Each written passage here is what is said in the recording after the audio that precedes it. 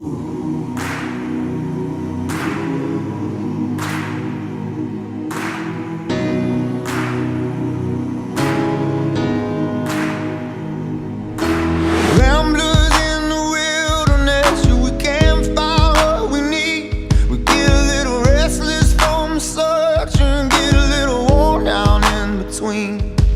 a bull chasing the matadors, a man left to his own schemes. Everybody needs someone beside him, shining like a lighthouse from the sea. Brother, let me be your shelter, never leave you all alone. I can be the one you call when you're low. Brother, let me be your fortress when the night winds are driving on. Be the one to light the way, bring it home. Face down in the desert now, there's a cage locked around my heart. I found a way to drop the keys when my failures were. Now my hands can't reach that far. I ain't made for rivalry, I can never take the world alone. I know that in my weakness I am strong, but it's your love that brings me home.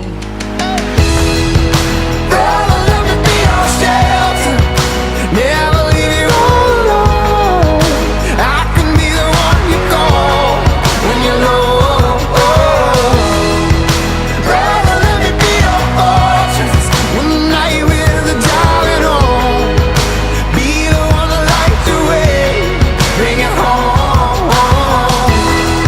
And when you call and need me near, saying where'd you go, brother, I'm right here.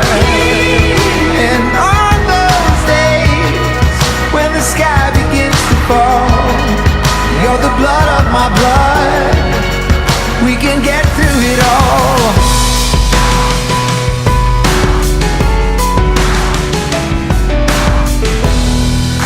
Brother, let me be your shelter, never leave you all alone.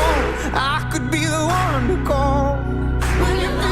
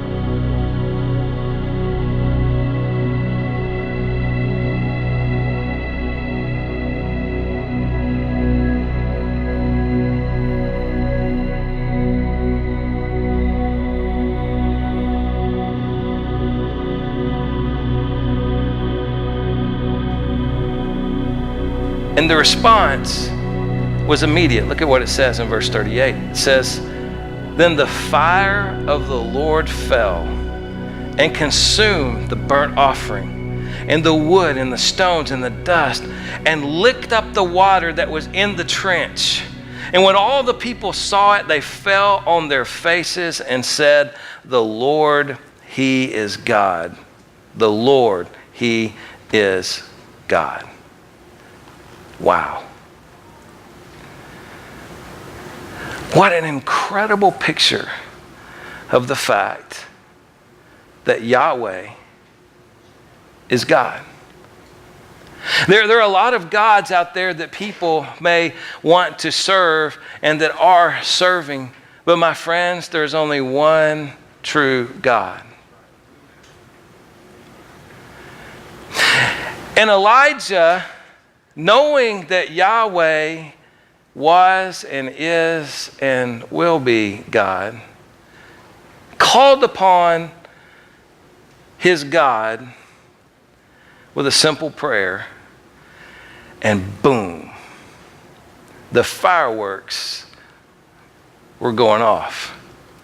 I mean, you think that Great Meadows had a great fireworks display. You think that DC is going to have a great fireworks display. You think Manassas is going to have a great fireworks display. My friends, that was one of the greatest fireworks displays that has ever taken place in history.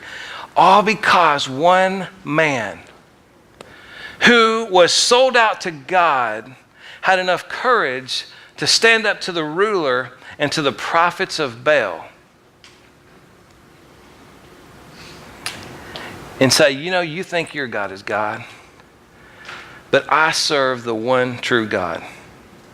And finally, the land had been rid of the prophets of Baal. Look what verse 40 says. It says, and Elijah said to them, seize the prophets of Baal, let not one of them escape. And they seized them, and Elijah brought them down to the brook of Kishon and slaughtered them there. You know, some would say, you know, that's awfully harsh. That's awfully harsh. I love what Chuck Swindoll says. He said, what would you do, or what would you think of a physician who found a mass of rapidly growing malignant cells in your abdomen? And he said to you, I think we'd better remove some of those cells, or I'd like to just do a little minor surgery. He says, no, a good physician would see that the deadly mass, would look at the deadly mass and say, we have to get all those cells out of there, along with any surrounding areas that might be contaminated. See, that's not extreme. That's essential. That's wise.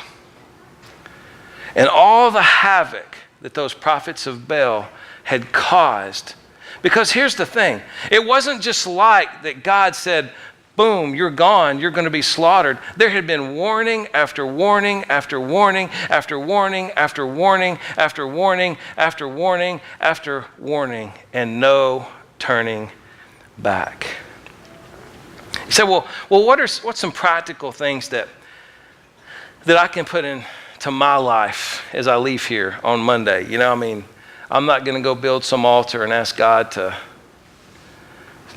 cast down fire upon this altar. What are some practical principles that we can learn from this Old Testament passage of Scripture? I just want to give you a few here as we kind of bring this to a close and prepare for our time of communion here this morning. The first thing I would submit to you is this, and there's a lot of other things that you may be able to glean from this, and I encourage you to read it and ask God to speak to you and give you some more principles. But one of the things that I would submit to you here this morning is that we need to take a stand for what is right. Elijah took a stand for what is right. Imagine maybe the fear that was in Elijah as he confronted King Ahab and said, hey, listen, what you're doing is not right. So I want you to gather all these people and meet me at Mount Carmel. He didn't step back. He didn't get discouraged when no one listened to him either. When he confronted the people and the people just remained silent, he stood for what was right. And my friends, we need more people in this country, the United States of America, to take a stand for what is right. And when you take a stand, and when I take a stand for what is right, that does not mean you are going to be popular, because sometimes we have to make those choices that are not popular but that are right. And I know that doesn't sit well with this new generation that is coming up, and even my generation, where we want to sit back and please everybody and make everybody happy and sing Kumbaya around a campfire. But taking a stand for what is right supersedes all generations. It's a biblical principle. We need to take a stand for what is right. We need to get off of the fence of indecision. We need to quit standing at the Coke machine and being paralyzed and afraid of what's going to happen if we press a button. But know that God is in control. The second thing I would submit to you is this, is we do not need to have divided allegiances. Every day that we live, we have choices that we need to make. We need to stop hiding our love and commitment to Christ. We need to start letting the word out. Elijah told the people of Israel, either you are for God or you are against God. So what is it today that is competing for your allegiance? Is it serving? Is it giving? Is it becoming a partner at Gateway Bible Church? Is it baptism? See, at the end of this series, we're going to have another time of baptism. And you may be here and you have never followed the Lord in baptism. We want to encourage you to do that. It may be that for years you've not given your life to Christ. See, we don't need to have divided allegiances. The third thing I would submit to you is that when we're confronted with the sin in our lives, we need to deal with it and not remain silent. You see, don't be like the children of Israel. When confronted with their sin, they just remained silent. The nation of Israel remained silent when they were confronted with the sin that was in their lives. You see, listen, nobody in this room is perfect. I'm not perfect. I mess up every day. Just ask my wife. I mess up every day. As much as I try, as much as I get up in the morning and pray, God, help me to be a good husband, help me to be a good father, I mess up before I get out the door because I'm not perfect. But when we're confronted with the sin that's in our lives, we need to deal with it and not remain silent. I would also submit to you, and I just have two more, is that prayer is so important to our lives. You see, when Baal had failed and God was about to do his work, the one instrument that Elijah had was prayer. It wasn't some crazy cultic dance. It wasn't some, ritual of cutting themselves or biting themselves as these prophets of Baal were so accustomed to doing. Elijah did not use prayer as the last resort. He used it as his first and only resort. And I would just encourage us all to remember here this Independence Day weekend that prayer is so important to our lives. And the last thing I would say is this, is that God can do great things through people that are committed to Him. You see, this entire account that we have just gone through this morning revolves around a guy by the name of Elijah. He was a guy that was all alone. Think about this. He was outnumbered by a hostile king, the king's wife, and 850 pagan prophets and priests of Baal, not to mention all the Israelites that were going around questioning him. Yet all that did not silence Elijah, because God can do great things through people that are committed to Him. And so my prayer, my very simple prayer for us here at the beginning of this series, is that we would take seriously the commands that God has given us. That we would make a choice to follow God in every aspect of our life. So I'm going to ask if you would just to bow your heads with me for just a moment as we prepare our hearts and our minds for this time of communion.